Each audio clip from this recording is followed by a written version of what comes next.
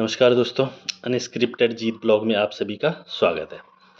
दोस्तों, हमारे समाज में बहुत सारी कुरीतियाँ हैं, अंधविश्वास है कि जो हम किसी पे भी विश्वास कर लेते हैं कि हाँ, हमारे पुराने पूर्वजों से तो ऐसा चलता आ रहा है कि हमारे गुरुजी ने ऐसा कहा है, हमारे पूर्वजों ने ऐसा किया है, हम उन चीज़ों पे विश्वास कर लेते हैं। पर जानते नहीं हैं कि उसमें जो कोई कार्य काम हुआ है, वो किसके कारण वो रीतियाँ, वो नियम बन चुके हैं। जानते हैं एक छोटी-सी कहानी के माध्यम से। एक बहुत बड़े महात्मा थे, है ना? पंडित जी वो जंगल में जा रहे थे अपने शिष्यों के साथ घूमने के लिए या वॉकिंग या किसी काम से जा रहे होंगे।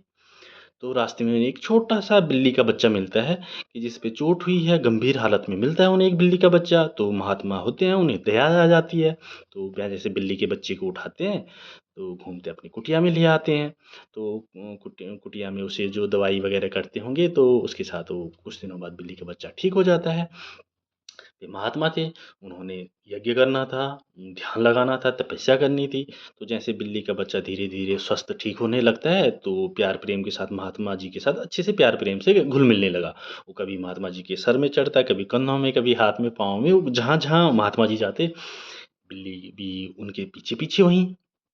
बट जब आती है ध्यान लगाने की बारी या पूजा पाठ करने की बारी आती, तो बिल्ली उनको डिस्टर्ब करती। कभी बिल्ली उनके सर पे चढ़ जाती, कभी कंधे में, कभी हाथ में, पाँव में। उन्हें तपस्या, ध्यान, पूजा पाठ करने नहीं देती, उन्हें परेशान कर देती।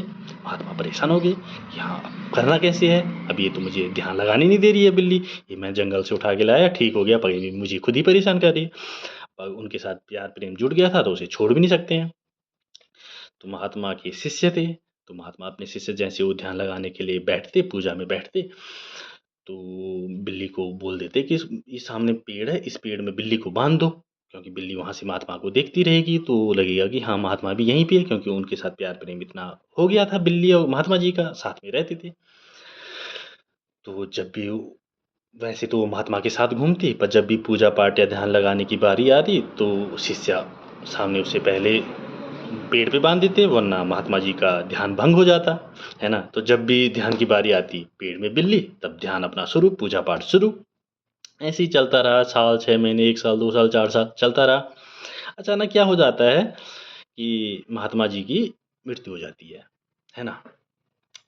तो मृत्यु होने के बाद तो बिल्ली तो वहीं थी, तो किसी न किसी ने तो वहाँ पे पूजा पाठ में बैठना ही था। जो महात्मा जी के बड़े शिष्य थे, वो अपने पूजा पाठ में वहाँ पे बैठ गए।